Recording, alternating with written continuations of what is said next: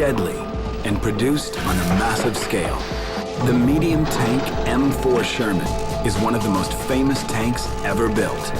Its innovations have inspired the fighting machines of today, but its flaws were fatal.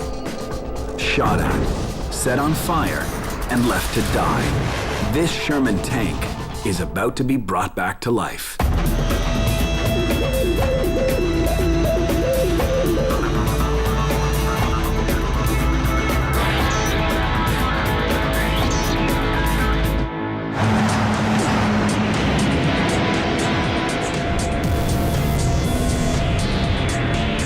On a tiny island in the south of England, there's a team of guys who fix tanks. Their leader is Dave Arnold. I am the managing director of the Isle of Wight Military History Museum. That's who I am. Over the past 12 years, Dave Arnold and his crew have restored more than 36 tanks. Dave Barnes has been with the museum since the beginning. No, we don't really think of it like work. We just, just get on with it. It's an amazing experience. It's brilliant. It's really good. For their next job, they're going to try something no one else has done before. They're going to take 2 destroyed Sherman tanks, cut them in half, and weld the 2 halves together to make one good tank. This one we're going to cut in the same place. We're going to cut it down through there, or approximately. We're going to cut round the bottom of the sponson plate, underneath. Then we're going to separate the casting from the front, at the front sections, and then lift the whole front section off to be replaced with a new one. Easy peasy, lemon squeezy. The American medium tank M4 Sherman. 34 tons of steel.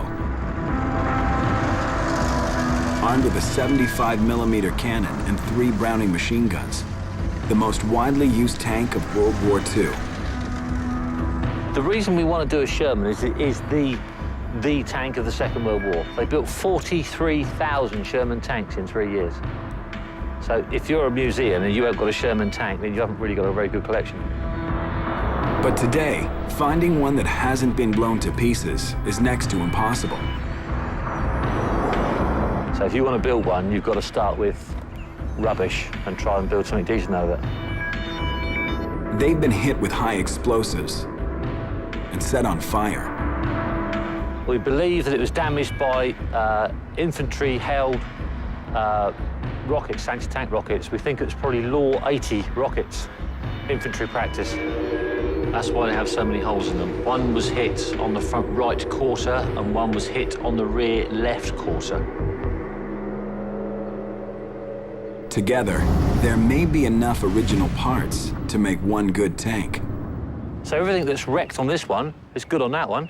Everything that's wrecked on that one is good on this one. Fantastic. All they have to do is cut them in half and put them together. As far as we know, no one's ever done it.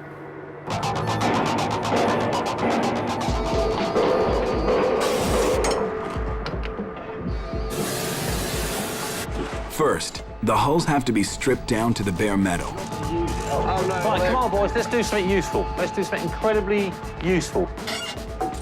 Everything has to be scraped off, pulled apart, or cut away. Dave Barnes does most of the heavy stripping. I did a lot of daily jobs, but that's what it's all about. Dave is only 21 years old, but he's been working on tanks most of his life. Well, Dave being my uncle and that, he's had tanks since I was a very small boy, it's about 6 or 7. And I've slowly grown up with it. And that, I come over on my holidays and been here ever since. As young Dave strips out the interior, Dave Arnold cuts away the destroyed armor plate. This is a brand new, thicky, warmy winter suit. Because you pain in the ass camera people keep me outside in the cold all the time. The rounds that have hit the front have obviously smashed through the sponson plate as well. And there's a crack running longitudinally right along through the sponson plate.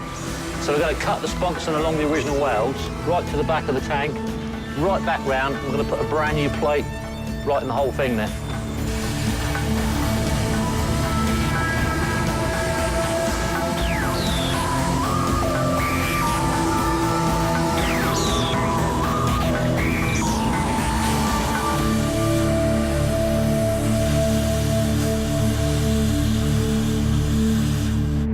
Not dark.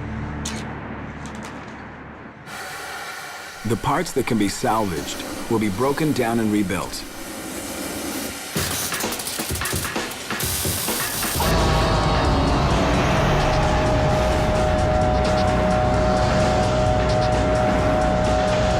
All this suspension has been smashed to bits by the incoming rounds. In fact, there's still some rounds stuck in it. So all this suspension on this side is all going to come off and be replaced with much better suspension that we've managed to acquire off the donor vehicle. Everything is seized with rust. Removing the parts without breaking them is difficult. We resort to using the cutting torch and we can take the heads off and try and punch them through, and then that's never easy because the rust ends up swelling up in the hole and seizing it up. Cuban.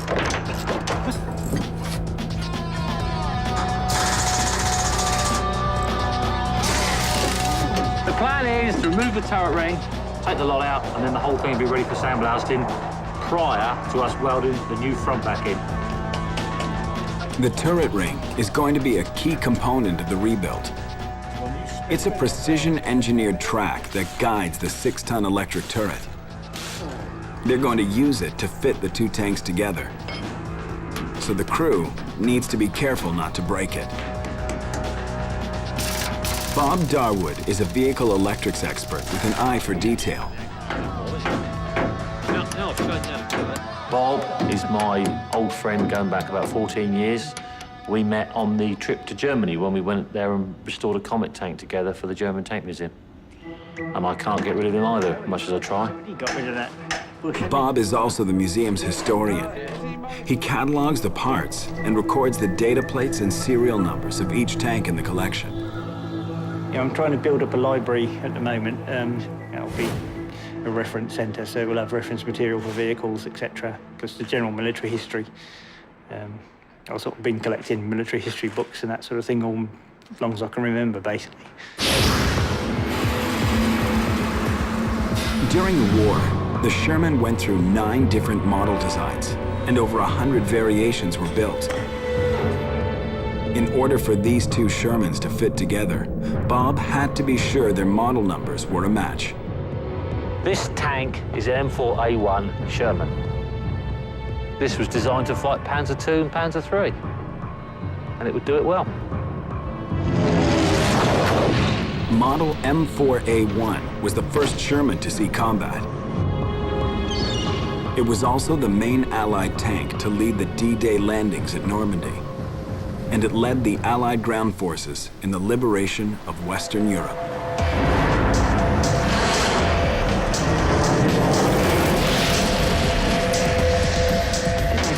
As Bob and Dave work to remove the turret ring, Dave Barnes prepares for sandblasting. David is busy stripping the back of the Sherman because that's got to be stripped out before we can sandblast it. As I say, we hope to be sandblasting this afternoon. The turret ring is ready to come out.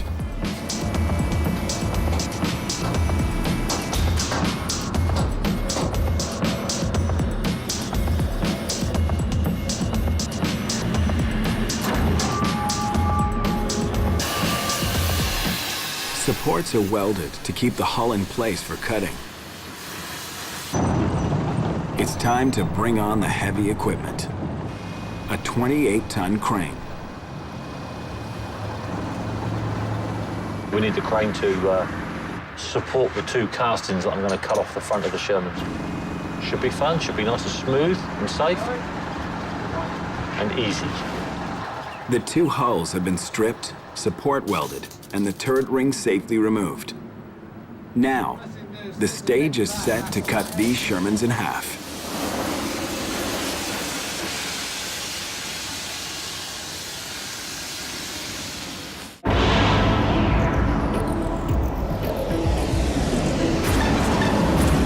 At the Isle of Wight Military History Museum, Dave Arnold and his crew are about to take on some heavy lifting.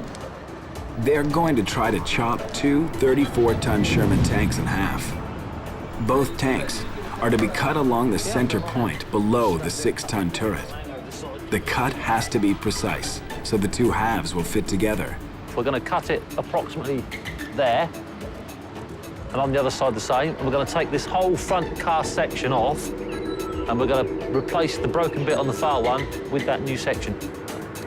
The cut section will replace the damaged front on the second tank. The armor is cast steel, 1.25 inches thick. It's composite construction, which means that it uses casting technology, which is the top section, but the bottom section of the hull, the floor, the sides and the sponson, is all fabricated out of plate armor. So this is all just flat plate welded together. And then with the casting just welded to it. Pass the torch around, Dave. Yeah, I'm doing right now. Just step here and cut this bit, and I'll hang over the side. Got the big cutting torch ready, slice down through. When we get to the bottom, though, where the nickel weld is, we have to cut that through with a plasma cutter, because the oxyacetylene won't cut through the nickel weld. Can I do it now? Can I, please? Give us a cutting torch.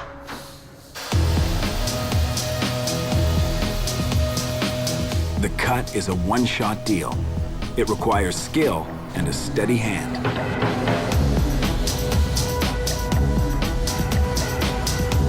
Dave is a professional welder, and the cut is perfect. I was actually impressed by it, to be perfectly honest, because it was a very nice straight cut. The damaged front end is hauled away to the scrapyard.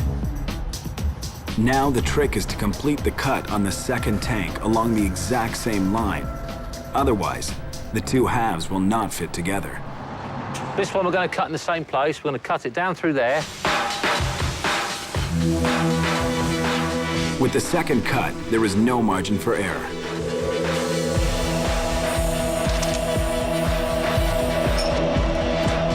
Step 1 is complete.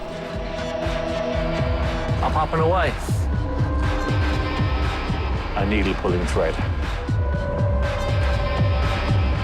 I love it.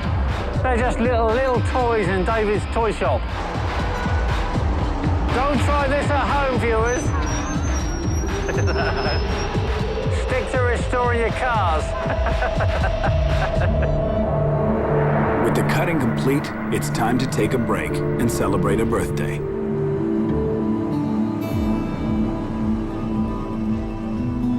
So what's it like to be 65 then, Ginger? Recycled teenager with an attitude. Moral? Today, Ginge is 65. We're going to hit him with a shovel and bury him. Because I deeply believe in euthanasia. Ginge is a retired British Army tank driver. Ginge came to me completely by accident. When we first started building the museum, he walked in the door one day and said, "I understand you're building a museum, can I help?" And he's been here ever since. That was 7 years ago. Happy birthday, Ginge. We're just going to go down to a 3-day week now. But what I can't figure out is how the hell he's going to do 5 days' work in 3 days. But Ginge's party is going to have to wait. These hulls have to be sandblasted and primed before the end of the day. October 1941. After only 9 months' development, the first M4 Sherman tanks begin to roll off the assembly lines. It was a marvel of American engineering. Its look and performance was unlike any other tank of its day. Taller than most tanks, its 75mm gun was capable of firing 2 types of ammunition. They featured a lot of things that were very, very up to date. The gun would fire high explosive and armor-piercing. In Britain, we only used armor-piercing shot with our guns right up until the latter part of the Desert War. And by that time, our crews were crying out for a weapon with that dual purpose that the Sherman could offer, that really set the Sherman apart. Besides the dual-purpose gun, the Sherman was equipped with a remarkable innovation, a small electric gyroscope designed to stabilize the gun so the tank could fire while on the move. The gun stabilization on the Allied side was almost totally an American invention.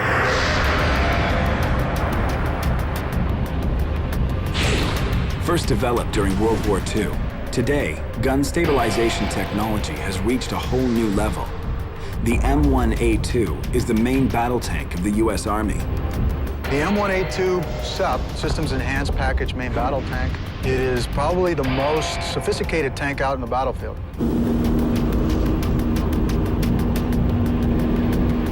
Its 120mm smoothbore cannon is electronically stabilized to fire accurately even while the tank is moving over rough terrain. The digital architecture that's built into the turret. The dual actual head is one of the most sensitive pieces on this tank because you have a stabilized gun. Basically what stabilization means is that if the gunners or the commander's holding onto the gauges, that gun will stay on target and the tank could hit, go up and down hills, turn, etc.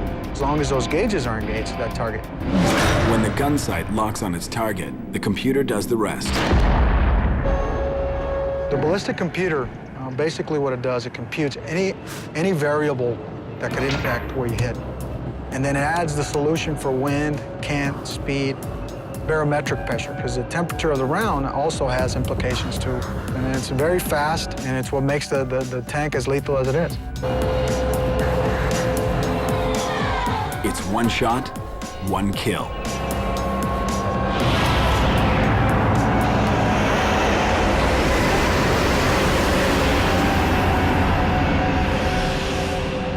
Meanwhile, the pressure is on. Dave wants those hulls sandblasted and primed by sundown. That tank needs to be indoors as soon as possible. Not, oh, well, I'll do it again tomorrow, then tomorrow we might think about it. In the morning, it'll be ready to start fresh, and you can have that done tomorrow, in prime with a lot.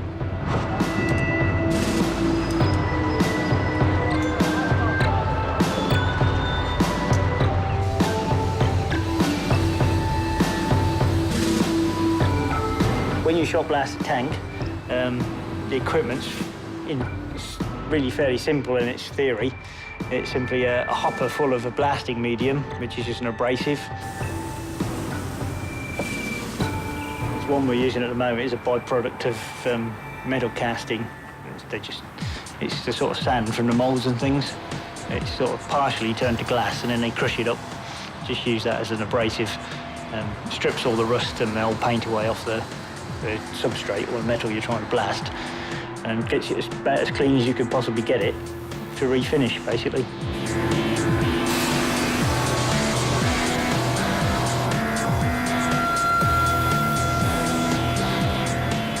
And now David is going to commence blasting at the bottom of the Sherman tank while it is suspended upon the crane with a piece of wood for extreme safety. Young Dave is sandblasting beneath 14 tons of steel. I've got faith in our old crane, don't get me wrong, but it's still a bit leery in that. The whole tank's set up at an angle, and you're underneath it. If that dropped down on you, that's it, you're squished. And that's all. I was nervous on that, but I don't know, sort of passed away. You just get on with it, don't you? So sometimes you got to take risks in life, innit? With the raw steel exposed, the tank has to be primed immediately or it will start to rust. Painting tanks isn't like refinishing a car, so it's fairly easy to do once you've got the knack of paint spraying. When they built them at the Detroit Tank Arsenal, Chrysler and people like that, they had a tunnel of infrared lamps and they could paint a tank and dry it in 4 minutes. It's been a long day. The tanks have been chopped, sandblasted, and primed.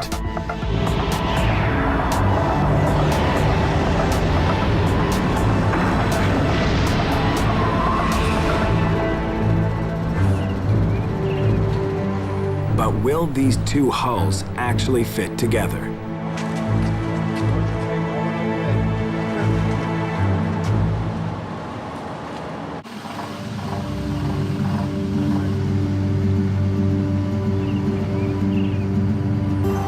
The crew at the Isle of Wight Military History Museum have reached a critical stage in restoring their Sherman.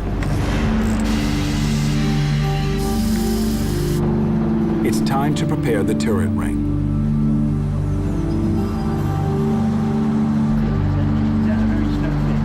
The plan is to use the ring to hold the two half Shermans together.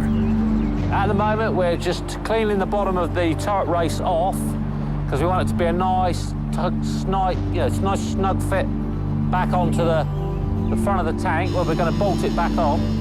We're actually going to use the bearing as the jig to locate the two halves of the tank back together. But fitting two sand-cast steel hulls together is more difficult than it looks. Because obviously we don't know that both those castings, even though we measured them, whether both the castings are actually the same measurements anyway. Because they're sand castings and every one will be just a little bit different. Just like a little trial fit. Well, the thing was, we've got nothing to lose. As it was, the tank was unusable. The turret ring will have to fit perfectly. Otherwise, the two halves will not align. Mark's already in place over it, so I'll tie that block down. Yeah, I'm just gonna... So does everything else line up really well? They're all good? They're good. Right, yeah. Yeah, so there's no different pitching, is there? No different pitch. They are actually... Well, if you get maybe 3 on that, They're spot on. They are actually, they're great, aren't they? With the ring mounted on the front half, the moment of truth is at hand.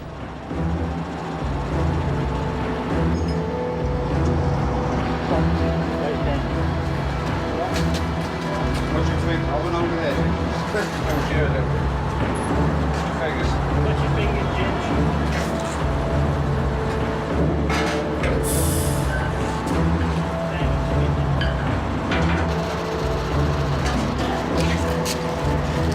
We're just sorting out all the little tiny bits and pieces that we're going to have to cut and just reshape, so we're just checking things. Okay, what we were really worried about when we tried to match the castings together is all this gnarliness. That's actually original sort of patterns out of the sand moulds. And on this, where we cut this, that line almost sort of continues through into this plate. So this scabbiness isn't some million miles away from the other side. And then there's this fairly smooth on both sides there. And there's only that small line at the top. So it's going to blend together really well. So every single one could be totally individual. So that's just a bit of luck, really. The front-end drive assembly is installed to prevent the hulls from twisting. It weighs 3 tons. Yeah, the turret hole fitted in exactly the same bolt holes. The front end fits in exactly the same bolt holes. So we actually used the components to actually jig the thing back together again. The 2 Sherman tanks fit together like pieces of a puzzle. It's a result of the most revolutionary aspect of the Sherman design, an innovation known as production engineering. I think one of the things that separates the Sherman from most of its contemporaries in other countries was that, in a sense, it was designed by industrialists for simplicity of production. In 1941, Germany had the most advanced mechanized armor in the world, and the United States was the only major power without an up-to-date tank. American engineers had to play catch-up and design a tank that could take on German armor, but still be simple enough to produce on a massive scale. On the Sherman, it's definitely designed for churning them out as fast as possible, because the Americans realised they'd need to really turn up the volume of their production, so they went into it. The standardization of parts was the key. One of the great secrets of Sherman production was the way it was effectively standardized over a large number of companies, something that I think they singularly failed to do in Britain. It meant that, to a large extent, in terms of suspension, hull form, turret and gun, the Sherman was the same tank, whether it came out of a Ford plant, a Chrysler plant, wherever you like. And that standardization is probably one of the greatest American achievements of the Second World War. During the first 12 months of production, 25,000 tanks rolled off American assembly lines. More tanks in 1 year than Germany produced during the entire war. By the end of the war, over 130,000 American tanks and tank destroyers were sent out into battle. Simple, maintainable, interchangeable, and capable of being mass-produced.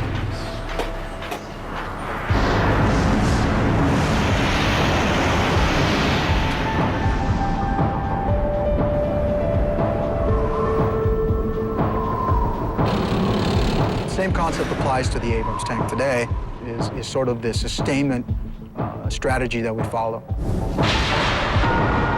The Joint Systems Manufacturing Center in Lima, Ohio, is part of the military-industrial complex that maintains the most advanced fighting force in the world. You develop some common parts, and you look at every other system across the Army. There's commonality: bolts, nuts, electronic units, sights. thermal imaging systems that are used on other systems, the Bradley, the Humvee, etc. Standardized interchangeable parts mean that in a time of war, production can be ramped up at an incredible speed. Any industry today, if you had to ramp it up, let's say we had another world war and we had to build another 10,000 tanks, the tooling and the machining that you see here today at Lima or that you see at the JSMC is very easy to convert in any other, because it follows the same principle.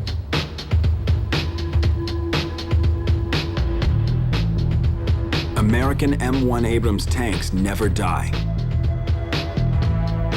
They come here by the trainload to be born again. Basically, we tear the tank down to bare metal. We recover a lot of the parts. We refurbish them. The parts are production engineered to allow for rapid upgrades. You have what we call P3I, pre-planned product improvements. We've created line replacement units. Each one of those is a self-contained module itself that is replaceable. Production engineering means that instead of having to build a new tank, the basic Abrams model can be continuously upgraded with the latest technology.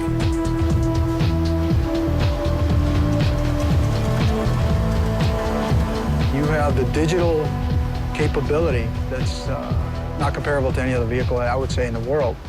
Because if you want an improvement of any sort, the majority of those improvements in, let's say, for example, target acquisition or speed within processing or communications, you can do that basically through software or cards, you know, with very minimal hardware changes.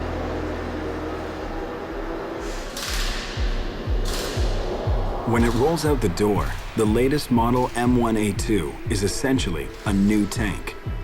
And in the event of war, it can be produced in almost unlimited numbers.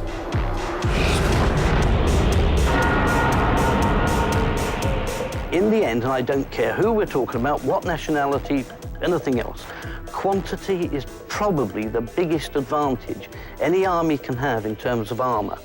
Something like 50,000 Shermans built in the end. They are bound to swamp the opposition.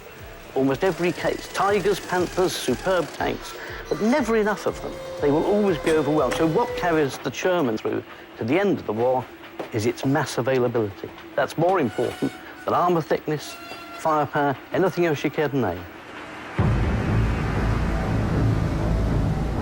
By the spring of 1944, more than 36,000 Sherman tanks have been delivered to almost every Allied army on the front lines. Many of those tanks were sent to England in preparation for the top-secret mission codenamed Operation Overlord, the invasion of France.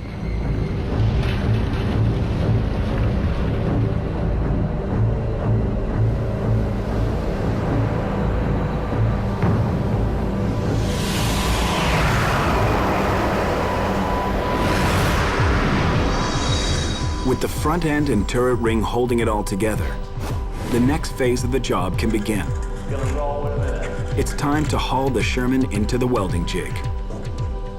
It's the first time the crew has ever used a rotating tank jig, and it's going to be easier said than done. The jig bolts into the Sherman suspension plates.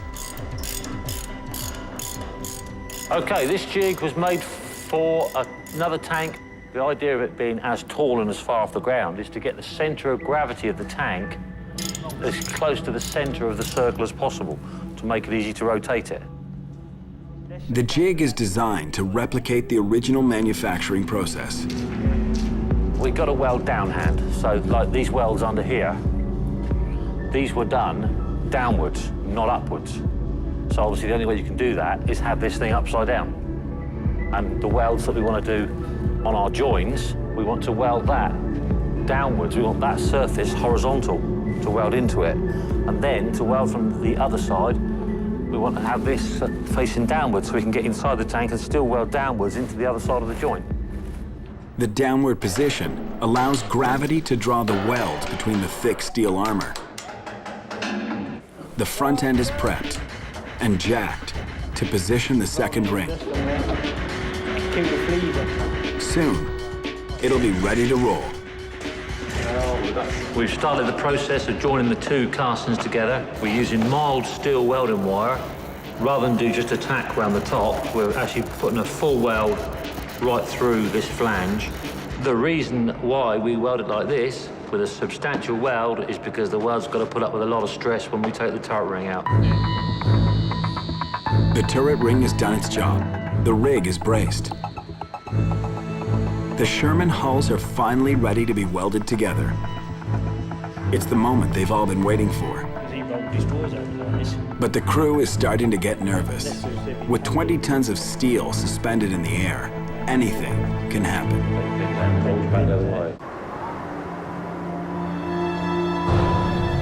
June 6, 1944, D-Day. After years of planning, the Allied invasion of Normandy was set to begin. They were facing a deadly fortified line of defense. The Germans had the best guns, the heaviest armor, and the most advanced mechanized fighting force in the world. But the Allies had numbers: 47 divisions, 150,000 troops, and 2 million more ready to follow the first wave.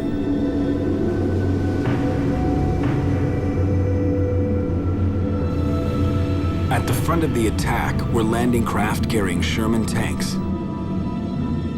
They were about to catch the German forces by surprise.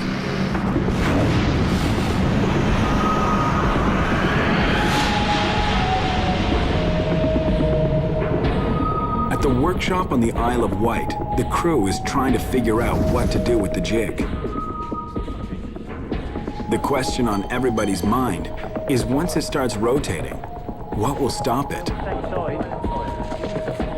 The jig was designed just to rotate the actual main hull of the tank, but because we've joined the upper cast front section to the bottom, we've had to retain the gearbox casings in the front to locate the whole lot together. Well, the jig was never intended to have that much weight off-center within the jig. So to actually rotate the thing inside with all that weight off-center, that's been pretty frightening. Well, there's probably 20 tons on that thing.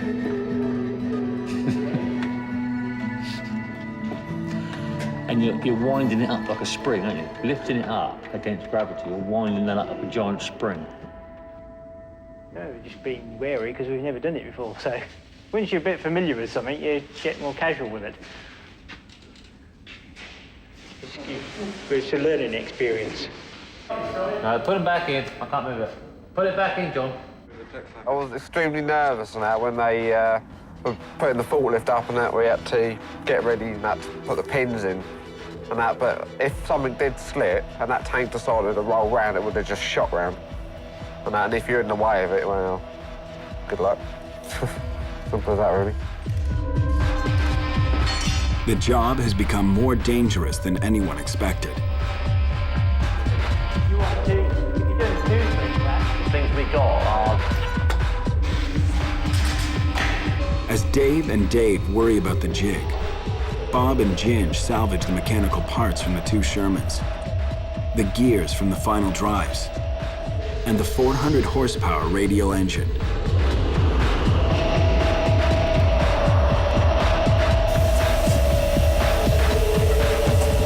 The parts are stripped down to the bare metal, as good as new. when you're physically working on a vehicle, you've got that connection to history. Basically, that's what it does. It gives you a much better insight into something. You can read something in a book, change a tank engine, and it doesn't convey anything about the amount of physical effort that goes into doing that, lifting heavy bits and pieces, taking all the connections off, etc., and how long that would take to do. But once you've done that, say on a Sherman, you've got much better insight into what a field engine change would take, how long the vehicle's going to be out of action, how many men it would take to do, the type of equipment, etc. Yes, typical good quality American engineering. Sometimes you find on the British tanks you have to do a lot more fiddling and fitting as such to get the components to fit sometimes. Whereas in theory, and we've never found it much of a problem, with an American part, you take one part off the shelf, take the part that's broken down or whatever, remove it from the tank, swap it, and they fit, which is what you really want to be able to do.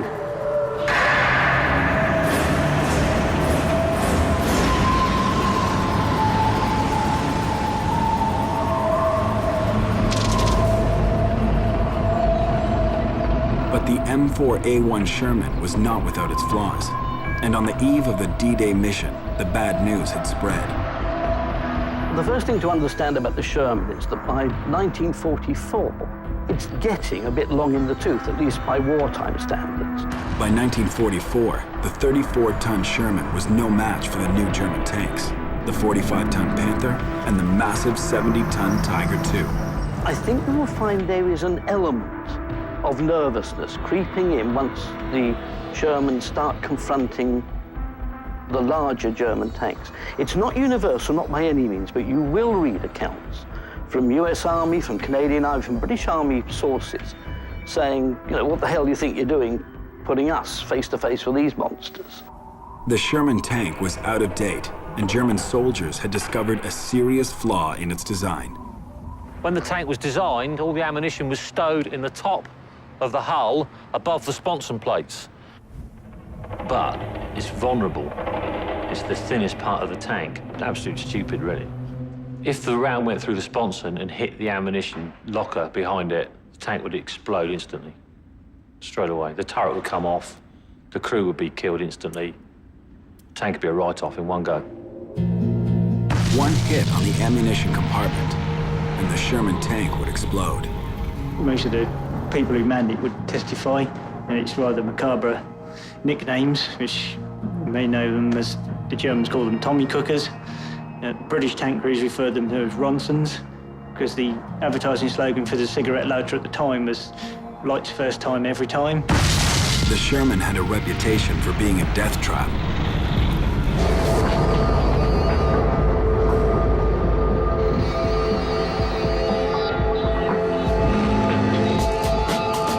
Today's M1A2 is designed to ensure crew survivability in the event of a direct hit. One of the greatest aspects of this tank is in the tank design was that the soldier was first. Soldier survivability was a number one. The storage of live ammunition is one of the most important aspects of its design. The ammunition is compartmentalized in the back of the tank, and the ammo doors protect the crew from an internal explosion. And the way that's done is that the ammo doors protect the crew forward, and we have two blowout panels on the top of the ammo compartment. And those blowout panels are very loose and very thin. So if there's an explosion, the explosion goes up. And the detonation and the cook-off of the rounds does not come into the crew compartment.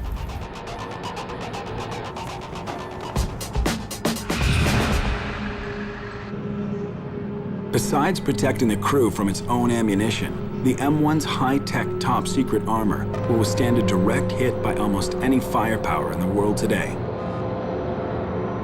Crew survivability, in my opinion, is probably the top capability or characteristic of the tank.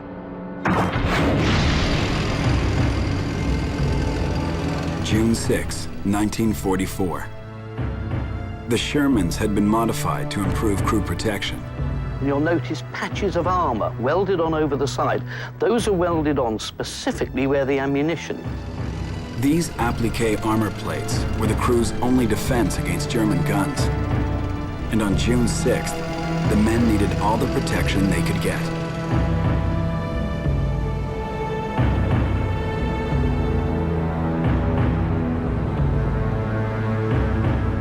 Before sunrise, the Allies launched a secret weapon off the coast of Normandy.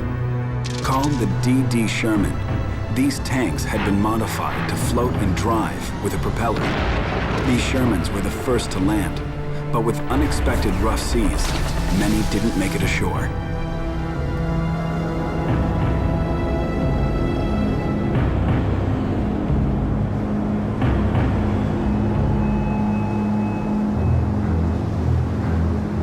The first landing waves were delivered onto the beach directly into enemy fire. Blinded by thick smoke screens, weighed down by wet gear, The men had nothing to shelter them except for a handful of Sherman tanks. Within the first hours, thousands of Allied soldiers were dead. But reinforcements continued to follow. By the end of the day, 156,000 Allied troops had landed. The German defense had been breached. As Adolf Hitler had predicted, if the enemy here succeeds, consequences of staggering proportions will follow. And he was right.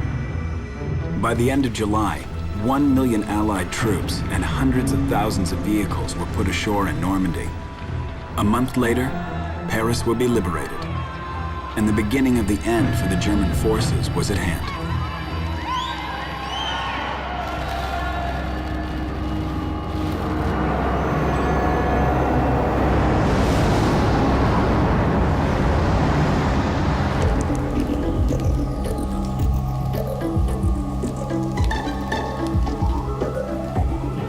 Back in the tank workshop, the crew has devised a plan to prevent the tank jig from spinning out of control. They fasten it to the heaviest thing around, which is another tank. The tank jig is locked into position, and Dave is finally ready to weld the Shermans together.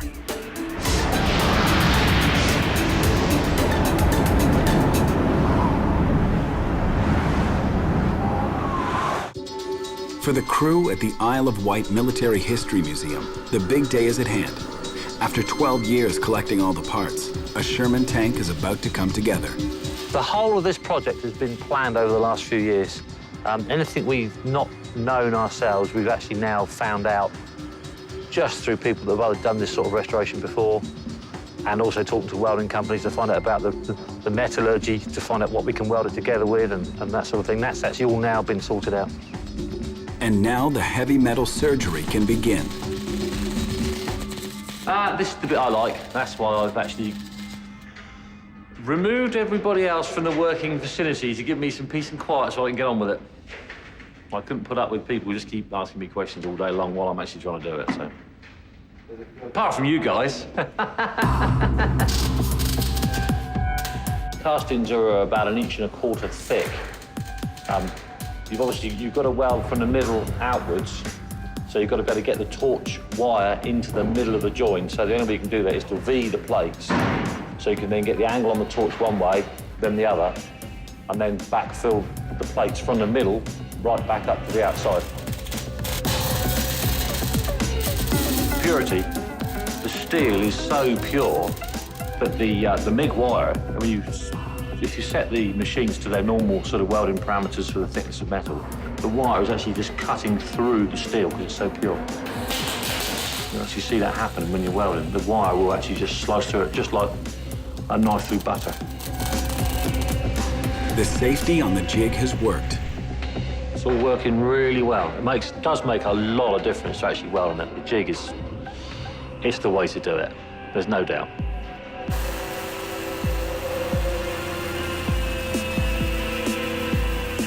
The welding is complete. The welding process used 30 kilograms of wire, which actually equates out to be 8 kilometers of welding wire. It's a massive turning point for the crew at the Isle of Wight. Their two Shermans are now one. Yeah, it feels really good at this point to actually see the two bits come together.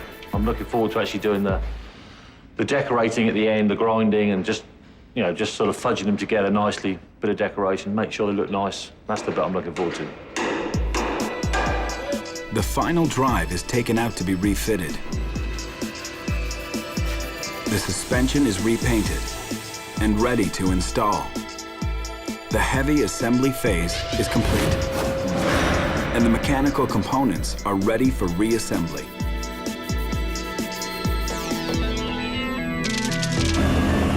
The D-Day landing at Normandy was the Sherman's first combat action in Northern Europe. One-on-one, it was no match against heavy German armor, but sheer numbers and the rugged nature of the Sherman design helped to secure victory in the battlefield.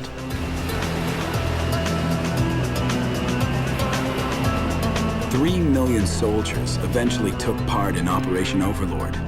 Troops from the US, UK, Canada, France, and Poland all armed with Sherman tanks.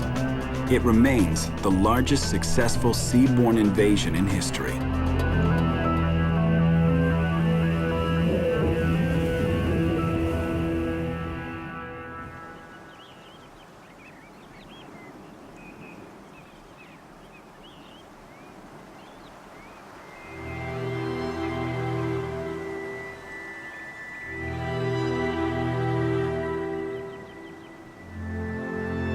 The cost was enormous. When Operation Overlord was over, 500,000 soldiers from all sides were missing, wounded, or dead. But for the rugged Sherman, its military service had only just begun. It would fight through to the end of the war and then continue to serve for decades afterwards in various armies and conflicts around the world. The fate of the Shermans is interesting, that the last things the Americans wanted were to have hundreds and hundreds of redundant tanks dumped back on their doorstep.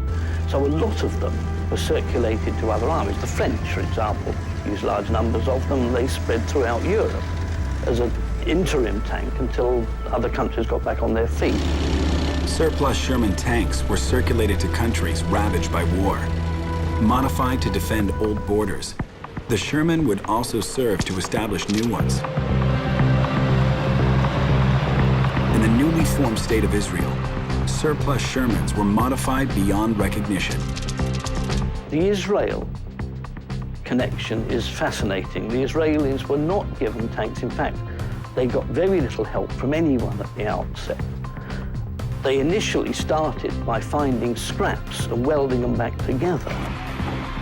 It became vital for the Israelis themselves to produce better tanks than what they got. And one of the ways they did this was to take the Sherman and upgun it and improve it almost out of recognition. It became effectively a new tank. The Israeli Super Sherman is the most powerful, heaviest-hitting Sherman ever built. At 50 tons, it weighs almost twice as much as the original Sherman design. And its 90mm gun made it a heavy contender in battle until the beginning of the 1970s. The capacity to upgrade in the extreme is a testimony to the success of the American innovation of production engineering. Amongst the old soldiers that come into the museum, there is a definite fondness for the Sherman. I think the fondness for them only arrives out of the fact that they were issued with them in numbers, so therefore they can relate to them. I think that's the thing. And occasionally you sort of meet German tankers, we have done over the years, and they all sort of refer to the stupidity of it at the end of the day. But I'm afraid war seems to be permanently with us in one form or another. We sort of sound sort of highfalutin, but see, part of our role is to just remind people that these things happened, and it's not just a movie that you watch at the weekend or in the cinema. It's very different to that. When this Sherman is complete, it will take center stage in the collection to help a new generation understand the machines and the perils of war. Really achievement. I'm looking forward to actually getting it done and then like getting all the grinding and the fancy bits done, and be able to sort of stand back and look at it and think, yeah, have we got away with it? That's the bit I want to see. Born in America, they liberated Europe, only to be destroyed on firing ranges and abandoned in scrapyards. Now one Sherman, remade from 2 survivors, begins a new life.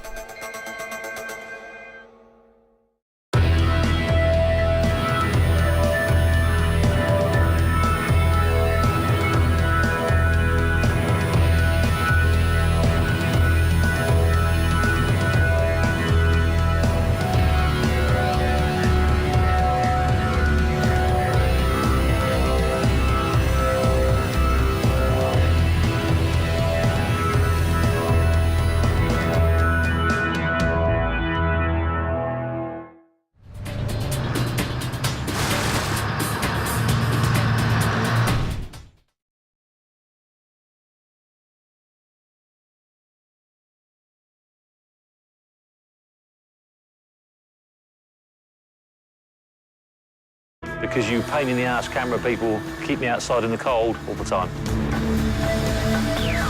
The rounds that have hit the front have obviously smashed through the sponson plate as well, and there's a crack running longitudinally right along through the sponson plate. So we're going to cut the sponson along the original welds, right to the back of the tank, right back round. We're going to put a brand new plate right in the whole thing there.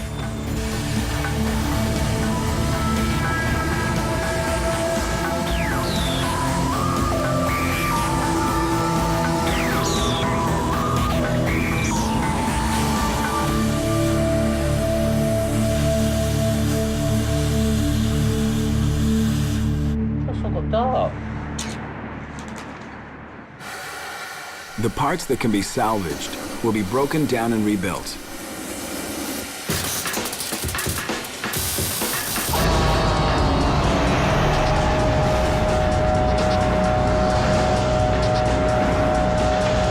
All this suspension has been smashed to bits by the incoming rounds. In fact, there's still some rounds stuck in it. So all this suspension on this side is all going to come off and be replaced with much better suspension that we've managed to acquire off the donor vehicle. Everything is seized with rust. Removing the parts without breaking them is difficult. We resort to using the cutting torch and we can take the heads off and try and punch them through. And then The two halves together to make one good tank. This one we're going to cut in the same place. We're going to cut it down through there, or approximately. We're going to cut round the bottom of the sponson plate underneath.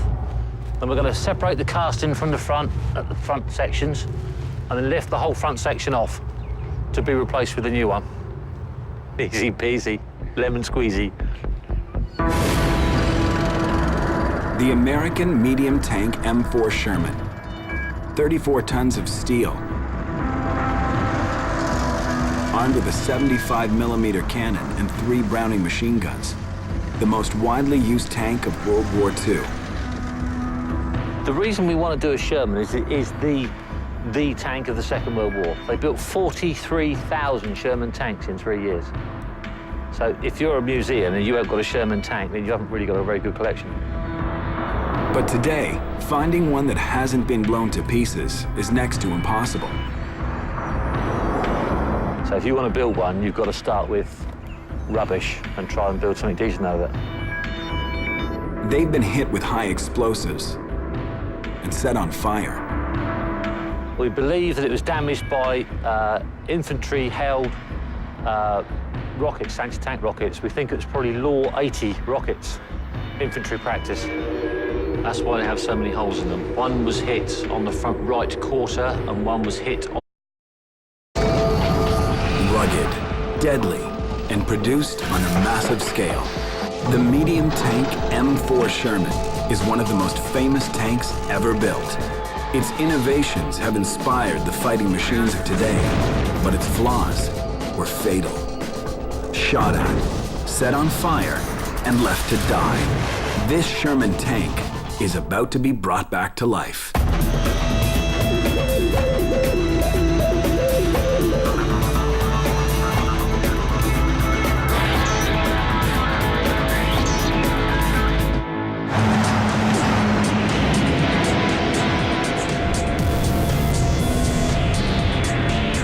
On a tiny island in the south of England, there's a team of guys who fix tanks.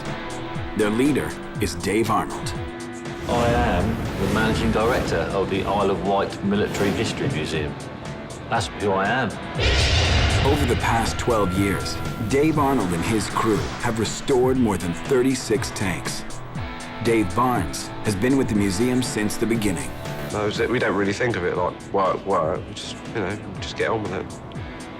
It's an amazing experience. It's brilliant. It's really good. For their next job, they're going to try something no one else has done before.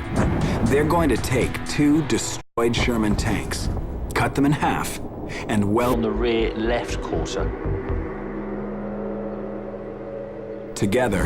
There may be enough original parts to make one good tank. So everything that's wrecked on this one is good on that one. Everything that's wrecked on that one is good on this one. Fantastic. All they have to do is cut them in half and put them together. As far as we know, no one's ever done it.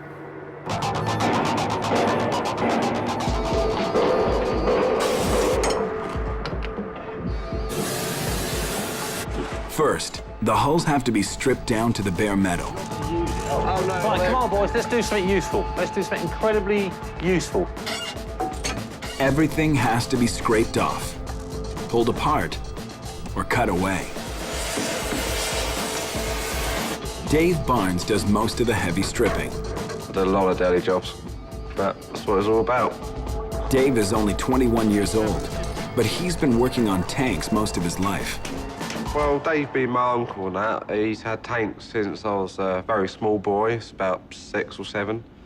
And I've slowly grown up with it and that. I come over on my holidays and been here ever since.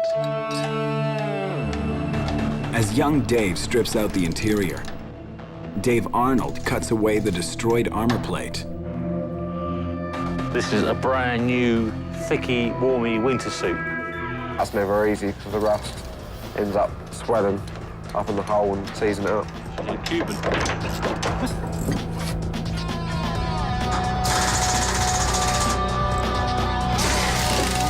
The plan is to remove the turret ring, take the lot out, and then the whole thing will be ready for sandblasting prior to us welding the new front back in. The turret ring is going to be a key component of the rebuild. It's a precision-engineered track that guides the 6-ton electric turret. They're going to use it to fit the two tanks together. So the crew needs to be careful not to break it. Bob Darwood is a vehicle electrics expert with an eye for detail. Bob is my old friend going back about 14 years. We met on the trip to Germany when we went there and restored a Comet tank together for the German Tank Museum. And I can't get rid of him either, much as I try. You got rid of that bush. Bob is also the museum's historian. He catalogs the parts and records the data plates and serial numbers of each tank in the collection. Yeah, I'm trying to build up a library at the moment. It'll be a reference centre, so we'll have reference material for vehicles, etc. Because the general military history, I've sort of been collecting military history books and that sort of thing all as long as I can remember, basically.